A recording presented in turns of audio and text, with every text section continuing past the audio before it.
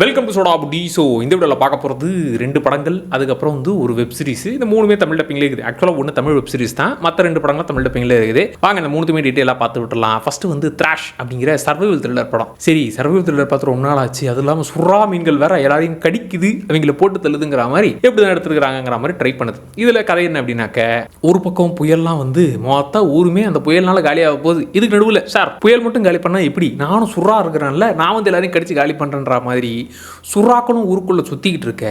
இப்போ இந்த சுச்சுவேஷனில் ஒன்று புயல்லேருந்து தப்பிச்சாங்களா, இல்லை முக்கியமாக இந்த சுறா கடியிலேருந்து அவங்க எப்படி எஸ்கேப் ஆனாங்கிறது தான் இந்த படமே. அன்றைக்கி இந்த படம் வந்து நல்லபடியாக செட் பண்ணுச்சு. எப்படின்னா, ஒரு பக்கம் கர்ப்பிணி பொண்ணு, ஒரு பக்கம் இவங்க, ஒரு பக்கம் அவங்கங்கிற மாதிரி, டே எப்படா தப்பிக்க போகிறீங்க அப்படிங்கிற அந்த டென்ஷனை ஏற்படுத்தினதெல்லாம் நல்லா இருந்துச்சு. முக்கியமாக வழக்கமாக இந்த மாதிரியான படங்களில் ஒரு அரை மணி நேரம் டைம் எடுத்துக்கிட்டு அதுக்கப்புறம் தான் விஷயத்துக்கே வருவாங்களே, அப்போலாம் கிடையாது.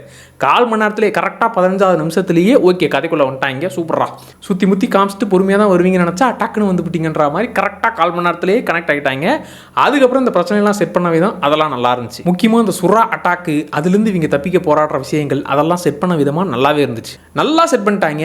அதை அவசரமாக கடைசியில் முடிச்சு விட்டா மாதிரி ஒரு ஃபீல். ஏன்னா அதை காப்பாற்ற போகிற டீமு அவங்க போடுற பிளான்ன்ற மாதிரி நிறைய எதிர்பார்த்தேன். ஏன்னா நல்லபடியாக அத்தனை பிரச்சனையோடு செட் பண்ணி விட்டு அதை காப்பாற்றி முடிக்கிற ஏரியா தான் கொஞ்சம் சுமாராக கடைசியில் முடிச்ச மாதிரி இருந்துச்சு.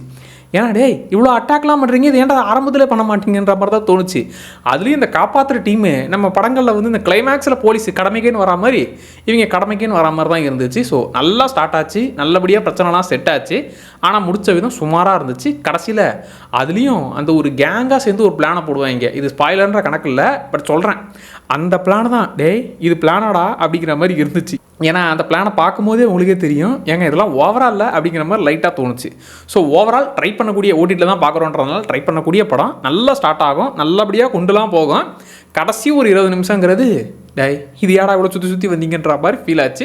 ஓவரால் ஒரு ஆவரேஜ் படம், தாராளமாக ட்ரை பண்ணலாம். இதில் இந்த சுறா கடிக்கிற இந்த ரத்த கலரியான சம்பவங்கள் தான் தவிர தாராளமாக இது ஃபேமிலியாகவே ட்ரை பண்ணலாம், பெரிய இஷ்யூலாம் கிடையாது. ரெண்டாவது கீப்பர் அப்படிங்கிற படம். ஆக்சுவலாக இது ஃபஸ்ட்டு இந்த இங்கிலீஷில் வரும்போதே வந்து செம்மையாக இருக்கும்பா, கிளைமேக்ஸ் ஒரு மாதிரி இருக்கும்பான்ற மாதிரிலாம் டாக்லாம் போச்சு. நிறைய ரீல்ஸ்லாம் இதை பார்த்துருப்பீங்க. சரி அதனால தமிழ் டப்பிங்கில் வேறு வந்துச்சு, சரி ட்ரை பண்ணலாம் தான் ட்ரை பண்ணது. இது வந்து ஒரு சைக்காலஜிக்கல் ஹாரர் படம். இதில் பொறுமையாக அப்படியே கொஞ்சம் கொஞ்சமாக ஹீரோயினுக்கு ஒரு மாதிரிலாம் பிரச்சனைகள்லாம் வந்து அதை எப்படி சமாளிக்கிறன்ற மாதிரி கடைசியாக முடிச்சதெல்லாம் நல்லாயிருக்கும். இதில் கதை என்ன அப்படின்னாக்க, ஹீரோயின் வந்து நம்ம டேட் பண்ணலாம் அப்படின்னு சொல்லி அவங்க ஒருத்தரை செலக்ட் பண்ணி அவங்களோட இல்தக்க செய்யா மட்டும் இல்லை கசமசாவே பண்ணுறதுக்காக அவங்க தனியாக கிளம்பி வராங்க. அதுக்கப்புறம் அங்கே தனியாக இவர் மட்டும்தான் இருக்கிறாரு. இங்கே பார்த்தா ஏகப்பட்ட பிரச்சனைகள்லாம் இருக்குங்கிற மாதிரி கொஞ்சம் கொஞ்சமாக அந்த பிரச்சனைலாம் என்ன, அது எப்படி சமாளிச்சாங்கிறது தான் படமே. ஆக்சுவலாக அதில் ஹீரோயினோட பர்ஃபார்மன்ஸு அது உண்மையாகவே நல்லா இருந்துச்சு. ஏன்னா சில இடங்கள்லாம் இங்கே ரியாக்ட் பண்ணுற விதம், டேய் என்னடா இடம் இது, ஏன் இது ஒரு மாதிரி இருக்குது, நமக்கு மட்டும் ஏன் இந்த மாதிரிலாம் பண்ணுதுங்கிற மாதிரி அவங்க ரியாக்ட் பண்ணுற விதெல்லாம் நல்லா இருந்துச்சு. முக்கியமாக ஒன்று சாப்பிட்ற சீன் ஒன்று வரும், அதை நல்லா பண்ணியிருந்தாங்க. அண்ட் இதில் ஃப்ளாஷ்பேக் ஏரியா இதெல்லாம் நடக்கிறதுக்கான காரணம், இதுக்கு பின்னாடி என்ன இருக்குங்கிற அந்த ஃப்ளாஷ்பேக் ஏரியா உண்மையாகவே நல்லா இருந்துச்சு. முக்கியமாக எனக்கு இந்த படம் வந்து ரொம்ப பொறுமையாக இழுத்து தான் போயிட்டு இருந்துச்சு. சரி எப்படா முடிக்க போகிறீங்க அப்படிங்கும் போது எனக்கு முடித்த விதம் உண்மையாகவே சாட்டிஸ்ஃபைங்காக இருந்துச்சு. கடைசியாக முடிக்கும் போது டேய் அது ஒரு மாதிரி இருக்கும், நல்லாயிருக்கும். எனக்கு முடித்த விதம் ஆஹா தேவடா இப்படி நடக்கணும்டா அப்படிங்கிற மாதிரி எனக்கு அதை முடிச்ச விதம் சாட்டிஸ்ஃபைங்காக இருந்துச்சு. ஆனால் இன்னும் அந்த ஃப்ளாஷ்பேக் ஏரியாவும் சரி, அதுக்கு பின்னாடி இருக்கிற அந்த கேரக்டர்ஸை இன்னும் கொஞ்சம் டீட்டெயில்டாக காமிச்சிருக்கலாம். அதெல்லாம் ஸ்டார்டிங்லேருந்தே இன்னும் நல்லா காமிச்சிருந்தா, இப்படிப்பட்டவங்க இவங்களுக்கு இப்படிலாம் இருக்குது, இதெல்லாம் நடந்திருக்குங்கிற மாதிரி இன்னும் நமக்கு பயங்கரமாக ஃபீல் ஆகிருக்கும். இவங்க கடைசி நேரத்தில் வாங்க டைம் ஆச்சு படம் முடிய போகுது எல்லாரும் சீக்கிரம் வாங்க அப்படின்னு எல்லாரும் அசம்பிள் பண்ண மாதிரி தான் ஃபீல் ஆச்சு. ஸோ அதனால் இன்னும் அந்த விஷயங்களை, அந்த வீட்டுக்குள்ளே இருக்கிற விஷயங்களை இவங்க ஸ்டார்டிங்லேருந்தே இன்னும் பயங்கரமாக காமிச்சிருந்து அதுக்கான பே ஆஃபாக கடைசியில் கொடுத்துருந்தா இன்னும் நல்லா இருந்திருக்கும். ஸோ இப்போதைக்கு கடைசி ஏரியா கிளைமேக்ஸ் சாட்டிஸ்ஃபைங் தான். ஆனால் அது வரைக்கும் ரொம்ப ரொம்ப ரொம்ப பொறுமையாக இழுத்துக்கிட்டு வருவாங்க. ஸோ அதனால் சில பேருக்கு செட் ஆகிறது கஷ்டம். ஸோ இன்னும் அந்த டீட்டெயில்டாக பல விஷயங்களை காட்டாமல் விட்டதுனால இது ஒரு ஆவரேஜான படமாக ஃபீல் ஆகிறது. பட் தாராளமாக ட்ரை பண்ணக்கூடிய படம். இதில் அந்த மாதிரி சமாச்சாரங்கள், அந்த கிளைமேக்ஸுமே ஒரு மாதிரி டிஸ்டர்பிங்காக இருக்கும்.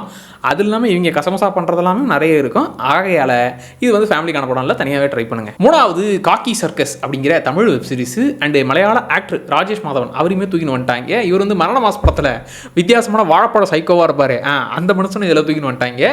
இதில் கதை என்ன அப்படின்னாக்க, வழக்கமாக போலீஸ் வந்து ஒரு திருட்டு போன கேஸை இல்லை கொலை கேஸை கண்டுபிடிக்க இன்வெஸ்டிகேட் பண்ணி போவாங்க. இதில் ஜெயிலே கை வச்சிட்டாங்க. இது ஜெயிலே ஒருத்தன் திருடி விட்டானான்ற மாதிரி இப்போ போலீஸோட மானம் கப்பல் ஏறிடுச்சு. இந்த மானத்தை எப்படி காப்பாற்றுறாங்க, அதுக்கப்புறம் எப்படி சமாளிச்சாங்கிறது தான் இந்த சீரிஸ். இது ரொம்ப ரொம்ப பொறுமையாக பிக்கப் ஆகும். ஏன் சொல்கிறேன்னா, இப்போ ஒரு மலையாள படம்னு எடுத்துக்கிட்டா அது வந்து ஒரு 45 நிமிஷம் அப்படியே சாமி விட்டுருவோம். அதுவே வெப் சீரிஸ்னு வந்துட்டா ஒரு 2-3 எபிசோட சரி ஊரை சுற்றி பார்த்துட்டு பொறுமையாக வாங்க விஷயத்துக்குங்கிற மாதிரி விட்டுருவோம். அதே மாதிரி தான் இதில் ஒரு 2 எபிசோடு ஏன் 3 எபிசோடு வரைக்குமே கூட சுற்றி முற்றி பார்த்துட்டு தான் வருவாங்க. ஏன்னா இப்போ ஓப்பனிங் ஆரம்பிக்கும் போதே டேய் இவங்களை பார்த்தா போலீஸ் மாதிரியே ஃபீல் ஆகலையே. அதுலேயும் ஒருத்தர்னா புக்கு பிடிக்க சொல்கிறாரு, ஒருத்தர்னா அவர் சீரியஸாக பண்ணுறன்ற பேரில் சிரிப்பு தான் காட்டுறாரே தவிர இவங்க சீரியஸான போலீஸாக ஃபீல் ஆகலையேன்னு தோணுச்சு. ஆனால் போக போக இந்த கேரக்டர்ஸே இப்படியாங்கிற மாதிரி செட் பண்ண விதம் நல்லா இருந்துச்சு. அதுலேயும் இந்த ராஜேஷ் மாதவன் கேரக்டர் வந்ததுக்கப்புறம் அவர் பண்ணக்கூடிய விஷயங்கள், அவர் சுற்றி நடக்கக்கூடிய அந்த ஸ்டோரிஸ் எல்லாமே நல்லா இருந்துச்சு. முக்கியமாக 2 பேருக்குள்ளே இருக்கிற அந்த ஒரு ஈகோ தகராறை வச்சு அதை கொண்டு போனதெல்லாம் நல்லா இருந்துச்சு. 2 பேரும் முட்டிப்பாங்க, அது ஒரு மாதிரி ஜாலியாக இருந்துச்சு. ப்ளஸ் இந்த புக்கு படிக்க சொல்கிற முனிஷ்காந்த் கேரக்டர், அவர் வந்து நான் ஒரு எழுத்தாளன்ப்பா, ஐயோ என் புக்கெலாம் வந்து உங்கள் வாழ்க்கையை மாற்றி போடுன்ற மாதிரி அவர் ஸ்டார்டிங்கில் கொஞ்சம் பெருசாக இல்லை, பட் போக போக அந்த கேரக்டர் வச்சு கொண்டு போனதெல்லாம் நல்லா இருந்துச்சு. ப்ளஸ் அதான் இது வந்து இந்த வேர்ல்டே வந்து ஏகப்பட்ட கேரக்டர்ஸு ஒருத்தரும் ஒரு மீட்டரில் இருப்பாங்க. அவங்க எல்லாரும் லிங்க் ஆகும்போது பார்க்கறதுக்கு நல்லாயிருக்கும். ஸோ 3 எபிசோடை நீங்கள் தாண்டி போட்டிங்கன்னா, இது மொத்தமாக 7 எபிசோடு, ஒரு எபிசோடு 25 நிமிஷம். ஸோ 3 எபிசோடை கடந்துட்டிங்கன்னா அதுக்கப்புறம் இந்த 4வது 5வது நல்லா இருக்குப்பா இப்போ தான் கொஞ்சம் விஷயத்துக்கே வரீங்கன்னு தோணும். கடைசியாக 6-7 நல்லா இருக்குது, கடைசியாக முடிச்ச விதம் சூப்பராக இருக்குங்கிற மாதிரி ஒரு ஃபீலை கொடுக்கும். ஸோ இது பொறுமையாக அண்டு நிறைய இந்த ஷெர்லாக் ஹோம்ஸ் ரேஞ்சுக்கு பயங்கரமாக கண்டுபிடிச்சிட்டார், குட்டி குட்டி விஷயத்தெல்லாம் தேடி பிடிச்சி ஒரு கேஸை சால்வ் பண்ணிட்டாரு. அந்த சீன்லாம் கிடையாது. இது ஒரு சிம்பிளான சீரீஸு. பொறுமையாக போக போக போர் அடிக்காமல் அப்படியே ஃபன்னாக கூப்பிட்டு போவாங்க. நல்லா இருந்துச்சு. ஓகே பார்க்கலாம். ஓடிடின்றதுனால தாராளமாக ட்ரை பண்ணக்கூடிய ஒரு சீரீஸு, ஒரு ஓகேவான சீரீஸு, ட்ரை பண்ணக்கூடிய சீரீஸ் தான்ப்பா. சரி இந்த 2 படங்களும் இந்த வெப் சீரிஸும் பார்த்து முடிச்சவங்க எத்தனை பேருங்கிறத கமெண்ட்டில் சொல்லுங்கள். டேய் பாய்ஸ் ரீகேப் என்னடா ஆச்சு, பாய்ஸ் ரீகேப்பும் போடல, அடுத்து வேறு ஃப்ரம் சீரிஸ் வரப்போகுது, போடுவியா மாட்டியா அப்படிங்கிற டவுட் இருக்கும். சாரி, பாய்ஸ் சீரிஸ் வந்து கொஞ்சம் ரெடி ஆகிட்டு இருக்குது, டிலே தான். இது வந்து வாரம் 2 எபிசோடு வர்றதுனால ஓகே தெரியல, பட் நான் இன்னும் ஒரு 2 நாள் எனக்கு டைம் கொடுங்க. மேக்ஸிமம் மண்டே ஆர் டியூஸ்டேக்குள்ளே நான் வந்து பாய்ஸ் சீரிஸ் அதுலேயும் 4 season plus Gen V season 1 and season 2 மொத்தத்தையுமே இந்த 6 சீசனையுமே கவர் பண்ணி செவ்வாய்க்கிழமைக்குள்ளே வீடியோ போட்டுறேன். அடுத்த வாரம் எப்படியும் அடுத்த 3வது எபிசோட் ரிலீஸ் ஆகும். அதுக்குள்ளே மொத்தமாக நம்ம சைட்லேருந்து கிளியர் ஆகிடும். ஃப்ரம் சீரிஸுமே அதுக்கான வேலைகளும் போயிட்டுருக்குது. ஸோ கட்டாயம் பாய்ஸ் சீரிஸும் அதுக்கப்புறம் ஃப்ரம் சீரிஸ் 2தோடைய ரீகேப்பும் நம்ம சேனலில் வந்துடும். ரீகேப் இனிமேல் மிஸ் ஆகாது. ஒரு சில வேலைகள்னால கொஞ்சம் இந்த சைடு கொஞ்சம் டிலே ஆகிவிட்டது, மன்னிக்கவும். கட்டாயம் இந்த 2த்தையுமே கிளியர் பண்ணி விட்டுறேன். ஓகேவா? அப்படியே மறக்காம நம்ம சோடா பிடிச்ச சேனலை சப்ஸ்கிரைப் பண்ணிக்கோங்க. Tata by.